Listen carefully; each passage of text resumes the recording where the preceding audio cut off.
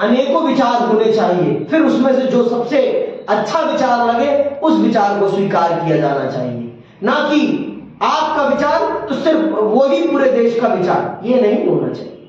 लोकतंत्र मतलब एक का विचार सबका विचार नहीं होता, सबका विचार फिर बने एक का विचार तो अच्छा लगता है। वो समझ में बात, लोकतंत्र कहता ही यही है कि सबकी सुनो, फिर जो उसमें से सबसे उत्तम हो उसको चुनो। यही तो है ना लोकतंत्र, सबकी सुनो फिर उसमें जो है उत्तम उसको चुनो, यही तो लोकतंत्र है। लेकिन आज क्या हो रहा है, आज तो बातें ही देख लो क्या होता है कि अगर आप उनका विरोध कर दोगे तो आप देशद्रोही बन जाओगे। ये समझने वाली बात है, यही लोकतंत्र है, यही राजनीति है। अगर आप इसको नहीं समझ रहे, इसका मतलब आप राजनीति नहीं समझ रहे।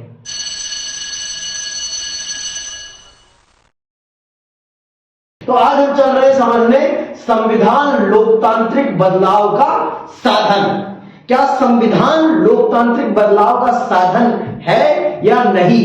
क्या इससे लोकतंत्र में कुछ बदलता है या नहीं बदलता? इस चीज को हम चल रहे हैं बखूबी समझने कि क्या है संविधान और लोकतंत्र में संबंध।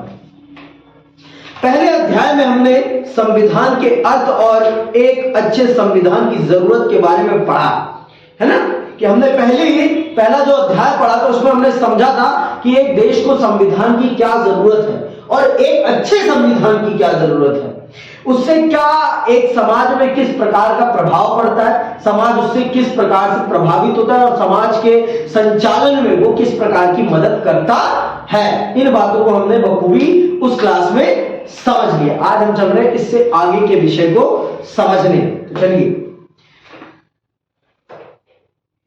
इस बात पर व्यापक सहमति है कि संविधान को अंगीकार करने का एक बड़ा कारण है। देखो, ये तो सब मानते हैं कि एक देश को चलाने के लिए संविधान का होना बहुत जरूरी है, क्योंकि आप जानते हैं कि लोग बदलते रहते हैं, लेकिन आप एक सिद्धांत निर्धारित कर लेते हैं तो लोग बदले लेकिन सिद्धांत नहीं बदलते फिर। और सिद्धांतों का होना किसी भी देश के लिए बहुत ही ज्यादा जरूरी होता है, क्योंकि अगर हम आपने हर वक्त सिद्धांत बदलते रहेंगे ना, हर वक्त अपना लक्ष्य बदलते रहेंगे तो हम कहीं के नहीं होंगे, हम कहीं के नहीं होंगे। हमें एक लक्ष्य को निर्धारित करके चलना चाहिए, क्योंकि जब तक हमारा लक्ष्य निर्धारित नहीं होगा तब तक हम आगे नहीं बढ़ पाएंगे। अगर हमें आगे बढ़ना है तो हमें अपने लक्ष्य को स्पष्ट करना पड़ेगा, और अगर हम अपना लक्ष्य स्पष्ट नहीं करेंगे तो हम आगे नहीं बढ़ पाएंगे। ये बहुत बड़ी बात है, ये बहुत बड़ी बात है। हमें अपने लक्ष्य को बहुत ज्यादा स्पष्ट करना बहुत जरूरी है, तभी हम अपने आप को भी और अपने देश को भी एक सही दिशा में आगे बढ़ा पाएंगे। और हमारे राष्ट्र निर्माताओं ने अपने संविधान के माध्यम से इस चीज को सुनिश्चित किया कि हमारे देश का क्या लक्ष्य होगा, क्या सिद्धांत होंगे हमारे देश के, जिस पर हमारा देश आगे बढ़ेगा, जिस पर हमारा देश आगे बढ़ेगा। इस चीज को उन्होंने सुनिश्चित किया और उसी का फायदा आज हम देख रहे हैं। हमने अपने देश के लिए जो सिद्धांत सिद्ध किए, आज उन्हीं पर चल के भारत आज इतना आगे बढ़ गया है। और अगर वो सिद्धांत नहीं होते तो आज भारत की जो आपको आज ये प्रगति दिख रही है, ये प्रगति संभव नहीं होती। हमारे पड़ोसी ने कोई भी सिद्धांत नहीं लिया, इसीलिए वो आज गर्त में चला गया है। एक दूसरे पड़ोसी ने लिया सिद्धांत, आज वो आर्थिक तौर पर एक बहुत अच्छा देश बन चुका है। सामाजिक तौर पर नहीं बना है, राजनीतिक तौर पर नहीं बना है, लेकिन आर्थिक तौर पर वो दुनिया की दूसरी सबसे बड़ी ताकतों में से एक बन गया है। और उसके पीछे बनने के पीछे सबसे बड़ा कारण है कि उनका लक्ष्य स्पष्ट था।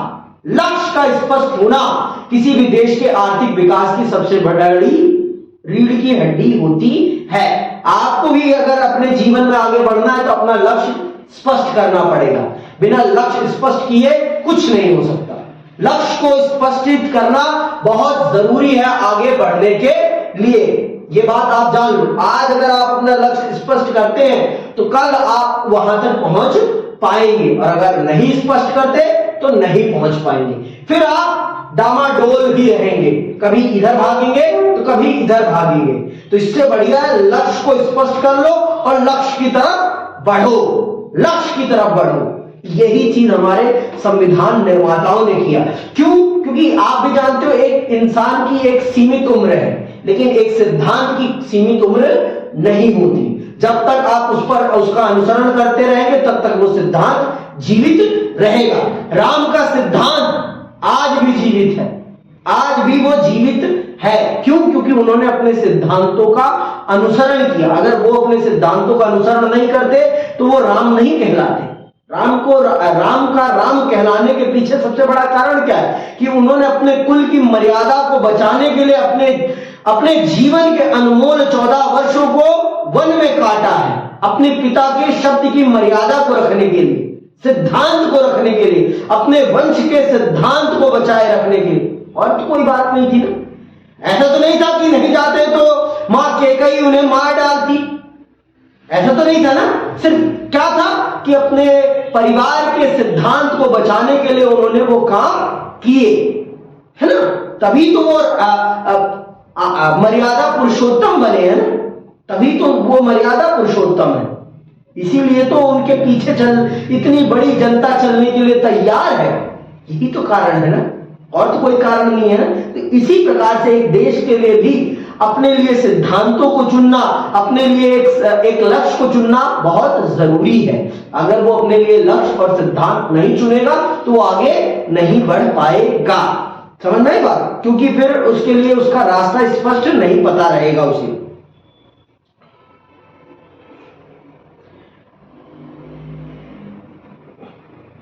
सत्ता को निरंकुश होने से रोकना है। आधुनिक राज्य अति की हद तक ताकतवर हैं। बल प्रयोग और दंड शक्ति पर राज्य का एकाधिकार माना जाता है। यदि ऐसे राज्य की संस्थाएं गलत हाथों में पड़ जाएं तो क्या होगा? भले ही इन संस्थाओं का निर्माण हमारी सुरक्षा और भलाई के लिए किया गया था, परंतु ये बड़ी आसानी से हमारे ही विरुद्ध काम कर सकती हैं। राज्य की शक्ति का दुनिया भर का अनुभव बताता है कि अधिकांश राज्य कुछ व्यक्ति अथवा समूह के हित को नुकसान पहुंचाने की दिशा में काम कर सकते हैं। ये बात सुन लो ध्यान से कि अगर ये शक्ति जो देश की शक्ति है ये अगर किसी गलत हाथ में चली जाए तो ये देश को बर्बाद भी कर सकती है। हमारे बगल में ही हमारा पड़ोसी है और हमें दूर जाने की जरूरत नहीं है। उदाहरण के लिए उस देश की शक्ति गलत हाथों में गई, इसलिए वो देश बर्बाद हो गया। और हमारे देश की शक्ति उन हाथों में रही जिनको लोकतंत्र के महत्व का अर्थ पता था और जिनको पता था कि देश के लक्ष्य को हमें बहुत अच्छे से उसको पकड़ना है और देश को उसी रास्ते पर रखना है। तो इसीलिए हमारा देश इतनी आगे बढ़ पाया है। इसीलिए बढ़ पाया क्योंकि हमने एक दिशा से नहीं सोचा, हमने बहु दिशा से सोचा और हमने उस लक्ष्य तक पहुंचने के लिए अलग अलग रास्तों को देखा। हमने सिर्फ एक नजरिए से नहीं देखा, हमारे पास उस लक्ष्य को देखने के भी अलग अलग नजरिए थे। इसीलिए हमारे देश में लोकतंत्र है और हमने लोकतंत्र का सदैव सम्मान किया है। लोकतंत्र का जिस देश में सम्मान नहीं होगा वो देश बर्बाद हो जाएगा, वो देश बर्बाद हो जाएगा। आप अपने पड़ोस में देख लो, यहां की भी जनता खुश नहीं है, यहां की जनता खुश नहीं है। आपको यहां पर आर्थिक तरक्की बहुत दिखेगी, लेकिन यहां पर जन भागीदारी, जनता में खुशहाली, वो चीजें नहीं है, वो चीजें ना के बराबर है। समझ में आई बात? भारत में सब कुछ है। भारत लोकतांत्रिक रास्ते पर चलता है, भारत अपनी जनता को अधिकार मुहैया कराता है, सब कुछ मुहैया कराता है। इसीलिए यहां पर कहा गया कि ये ताकतें कभी भी किसी ऐसे व्यक्ति के हाथ में नहीं जानी चाहिए जिसकी मानसिकता गलत हो, या कह रहा है कि एक समूह विशेष को नष्ट करने का काम करे। इस चीज को ध्यान में रखो, किसी भी समूह को आप नष्ट करेंगे तो आप भी उसके साथ नष्ट होंगे। ऐसा नहीं कि सिर्फ वो ही नष्ट होगा, आप किसी को मारने जाएंगे तो दूसरा भी आपको मारेगा। ये मत सोचिए कि वो आपको नहीं मारेगा।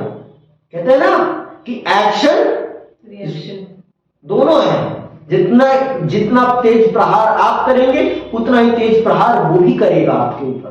तो ये समझना हम सबके लिए बहुत जरूरी है और इसी के लिए हमने एक सिद्धांत गढ़ा है अपने देश के लिए। ठीक है, आगे सुनो।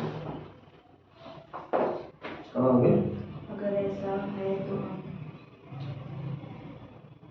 भले इन संस्थाओं का निर्माण हमारी सुरक्षा और भलाई के लिए किया गया था, परंतु ये बड़ी आसानी से हमारे ही विरुद्ध काम कर सकती हैं। राज्य की शक्ति का दुनिया भर का अनुभव बताता है कि अधिकांश राज्य कुछ व्यक्ति अथवा समूह के हित को नुकसान पहुंचाने की दिशा में काम कर सकते हैं। अगर ऐसा है तो हमें सत्ता के खेल के नियमों को इस तरह बनाना चाहिए कि राज्य की इस प्रवृत्ति पर अंकुश लगे। समझ आएगा?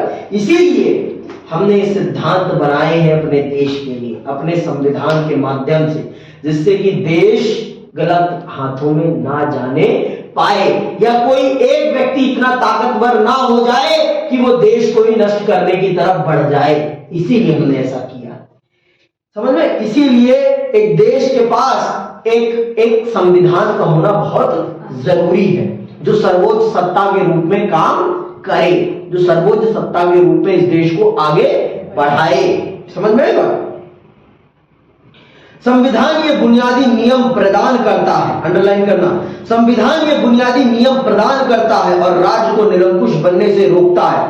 संविधान हमें गहरे सामाजिक बदलाव के लिए शांतिपूर्ण लोकतांत्रिक साधन भी प्रदान करता है। इन सब के अतिरिक्त औपनिवेशिक दासता में रहे लोगों के लिए संविधान राजनीतिक आत्मनिर्णय का उद्घोष है, और इसका पहला वास्तविक अनुभव भी जवाहरलाल नेहरू ने इन दोनों बातों को अच्छी तरह समझे थे। उनका कहना था कि संविधान सभा की मांग पूर्ण आत्मनिर्णय की सामूहिक मांग का प्रतिरूप है, क्योंकि सिर्फ भारतीय जनता के चुने हुए प्रतिनिधियों से बनी संविधान सभा को ही बगैर बाहरी हस्तक्षेप के भारतीय संविधान बनाने का अधिकार है।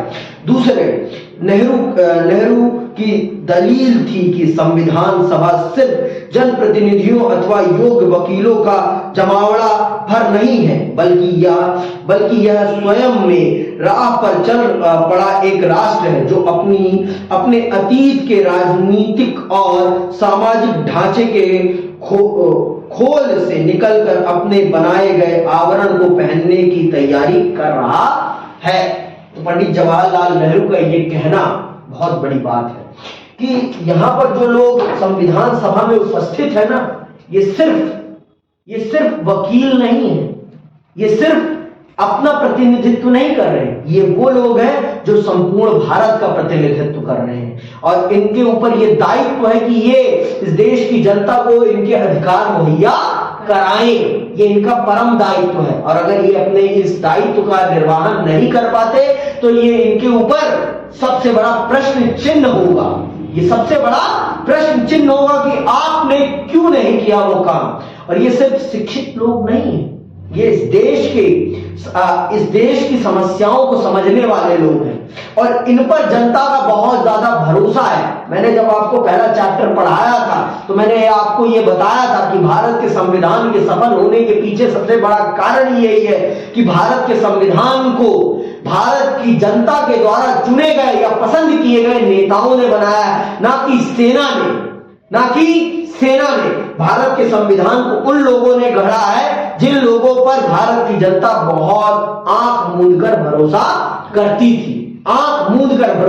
थी। ऐसे लोगों ने भारत के संविधान को गढ़ने का काम किया है, और भारत के पहले प्रधानमंत्री और भारत के पहले गृह मंत्री, इन दोनों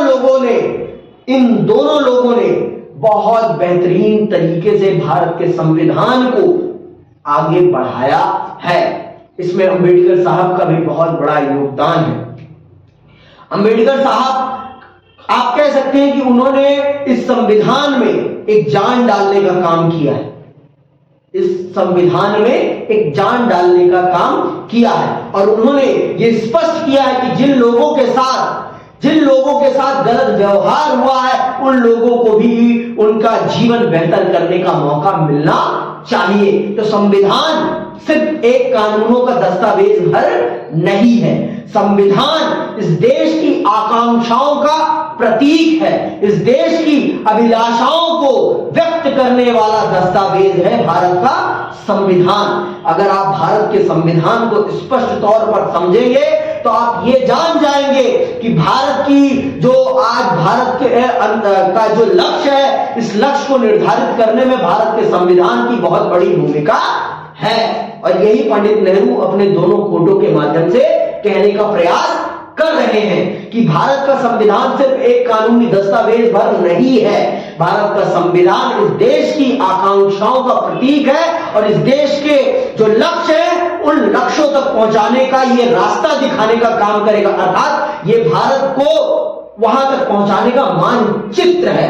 इस मानचित्र पर अगर हम चलेंगे तो हम उस लक्ष्य को जरूर प्राप्त करेंगे जिस लक्ष्य तक हम जाना चाहते हैं। और अगर हम ऐसा कर पाने में नहीं सफल हुए तो ये हम सब विद्वानों की सबसे बड़ी गलती होगी। समझ में आएगा? आगे सुनिए। सबसे एंड में भारतीय संविधान का निर्माण।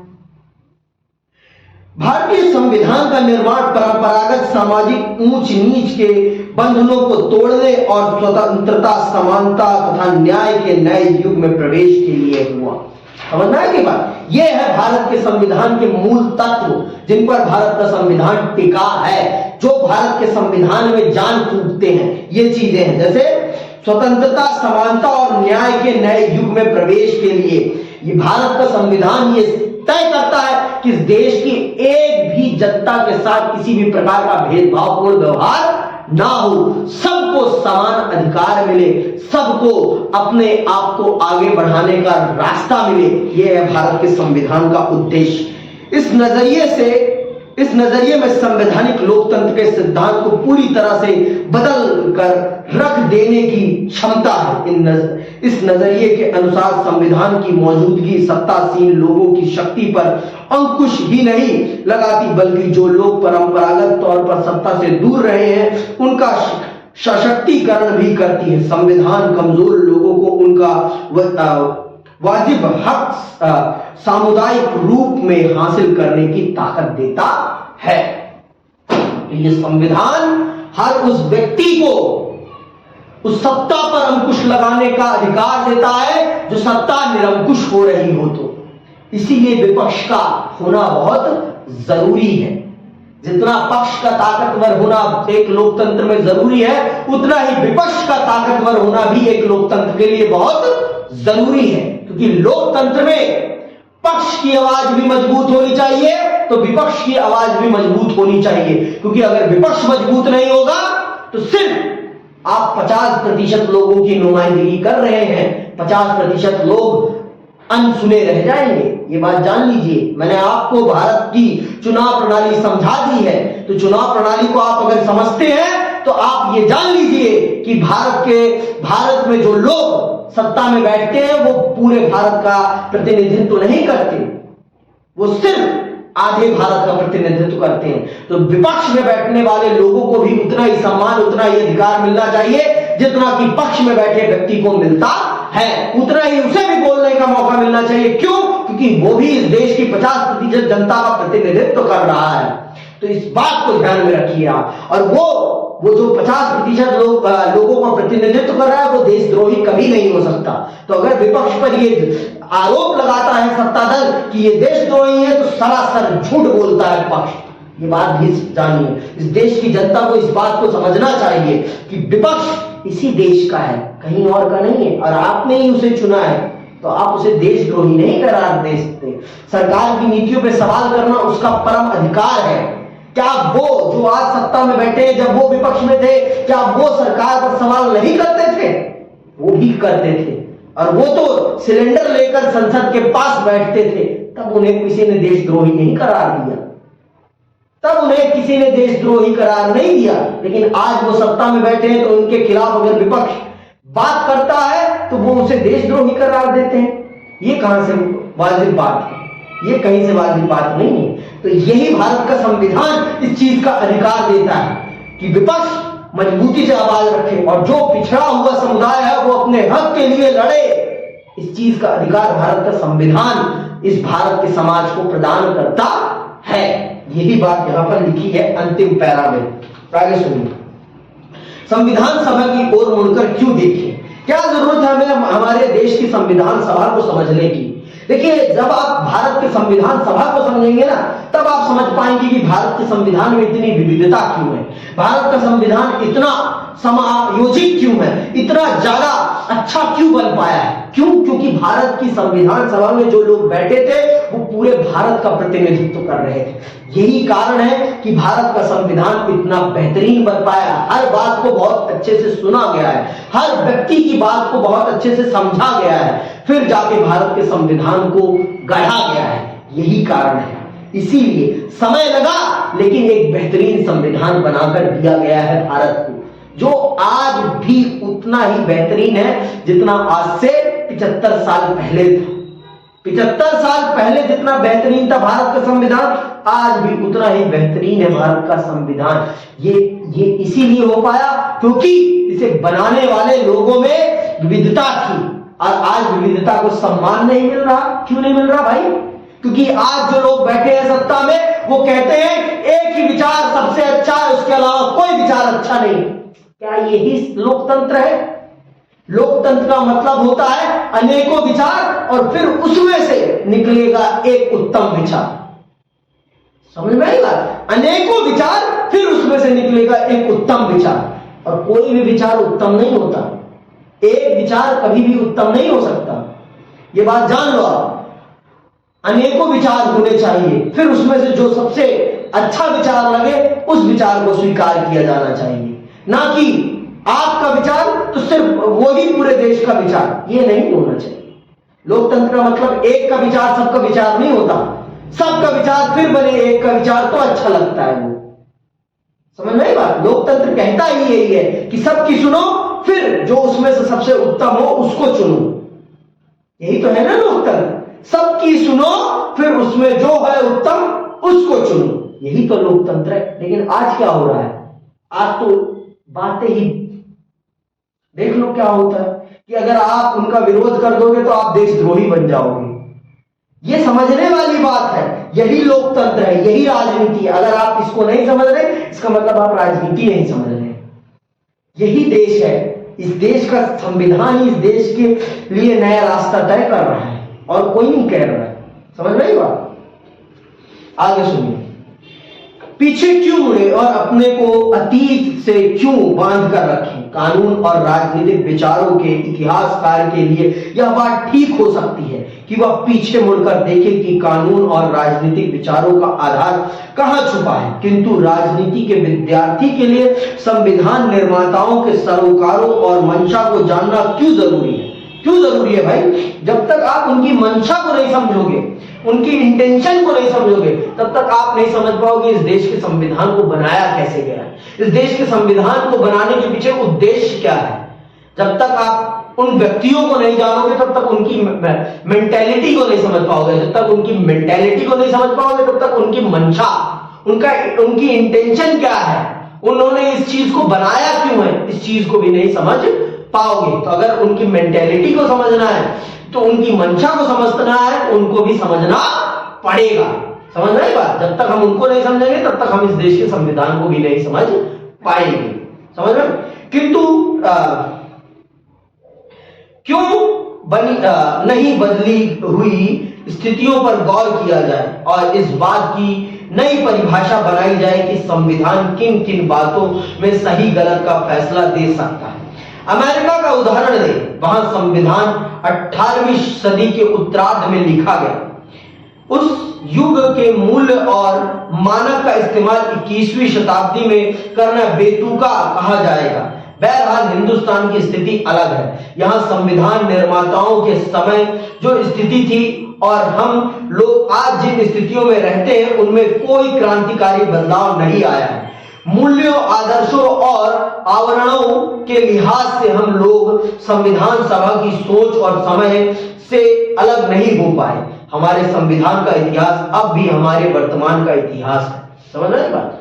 अमेरिका का इतिहास, अमेरिका का संविधान आज के समय में मैं मान सकता हूं कि वो बहुत पुराना हो चुका है, लेकिन भारत के संविधान का नजरिया अभी इतना पुराना नहीं हुआ है।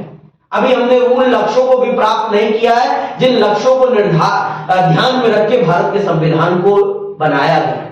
क्या हमने सामाजिक न्याय प्राप्त कर लिया है? क्या हमने समानता प्राप्त कर ली है? क्या हमने देश को उस रास्ते पर पहुंचा दिया जहां पर सब एक जैसे हो? कदापि नहीं। आज फिर देश में आर्थिक असमानता फिर बढ़ रही है। आज देश में फिर आर्थिक असमानता बढ़ रही है। तो ये क्या है? इसका मतलब ये बताता है कि अभी संविधान उन सिद्धांतों को नहीं प्राप्त कर पाया जिन सिद्धांतों पर उसे चलना चाहिए था। उन रास्तों को प्राप्त नहीं कर पाया। आगे सुनिए। हो सकता है कि हमारे कानून और राजनीतिक व्यवहार बर्ताव के पीछे जो असली बात है हमने उसे भुला दिया हो। कालक्रम में हमने उन्हें स्वाभाविक मान लिया हो। हमारे बहुत से कानूनी और राजनीतिक व्यवहार के पीछे जो असली बात है वह पृष्ठभूमि में चली गई हो या हमारी चिंताओं के पर्दे से उतर गई हो। भले ही वही बात पहले हमारे व्यवहार बर्ताव की बुनियाद के रूप में स्वीकार की गई हो। जब तक सब कुछ ठीक ठाक चलता रहे तब तक भूले रहना हानिकारक नहीं होता। लेकिन जब संवैधानिक व्यवहार बर्ताव को चुनौती मिले, खतरा मंडराए या उपेक्षा हो, तब इन पर अपनी पकड़ बनाए रखना जरूरी हो जाता है। ऐसे में इन व्यवहारों बर्तावों के मूल्य और अर्थ को समझने के लिए संविधान सभा की बहसों को मुड़कर देखने के सिवा हमारे पास कोई चारा नहीं रहता। संभव है इस क्रम में हमें और पीछे यानी औपनिवेशिक भारत में जाकर पड़ताल करनी पड़े। इसीलिए अपने संविधान के मूल में निहित राजनीतिक दर्शन को बार बार याद करना और उसे टटोलना हमारे लिए जरूरी है। समझ आई बात? क्योंकि हमारे संविधान को कुछ सोच समझ के बनाया गया है, तो हमें हमारे संविधान निर्माताओं की इंटेंशन को समझना बहुत जरूरी है। क्योंकि जब तक हम उनकी इंटेंशन को नहीं समझेंगे तब तक हम भारत के संविधान के दर्शन को नहीं समझ पाएंगे। और भारत का संविधान किन सिद्धांतों पर खड़ा है उन सिद्धांतों को नहीं समझ पाएंगे। तो अगर हमें भारत के सिद्धांतों को समझना है, भारत का संविधान किन सिद्धांतों पर खड़ा है, इसको अगर समझना है तो हमें हमारे पीछे मुड़कर देखना पड़ेगा। हमें पीछे मुड़कर भी देखना पड़ेगा और हमें यह समझना पड़ेगा कि उन्होंने जिन सिद्धांतों पर इस देश के संविधान को गढ़ा, क्या हमने उन सिद्धांतों की प्राप्ति कर ली है जो हम इसके अंदर बदलाव करने की बात कर रहे हैं? क्या हम उन सभी लक्ष्यों को प्राप्त कर चुके हैं जिन लक्ष्यों को ध्यान में रखकर भारत के संविधान को गढ़ा गया है? समझ में आई बात? तो इसीलिए हमें हमारे पास्ट को समझना बहुत जरूरी है। जिन लोगों ने इस देश को बनाया है उनकी मानसिकता को समझना इसीलिए बहुत जरूरी है। समझ में आई बात? और हो सकता है कि हमें औपनिवेशिक काल को भी समझना पड़े, क्योंकि आप जब तक समस्याओं को सही ढंग से नहीं समझेंगे तब तक उनके हल की तरफ भी नहीं जा पाएंगे। और इसीलिए इतिहास को पढ़ना बहुत जरूरी है, क्योंकि इतिहास आप पढ़ेंगे तभी आप इस देश में व्यक्त समस्याओं को समझ पाएंगे। और जब तक आप इस देश की समस्याओं को नहीं समझ पाएंगे तब तक इस देश की समस्याओं का हल भी नहीं निकाल पाएंगे। समझ में आई बात? तो आज के लिए बस इतना है। इसी के साथ मैं आप सबसे विदा लेता हूं। जय हिंद, जय भारत।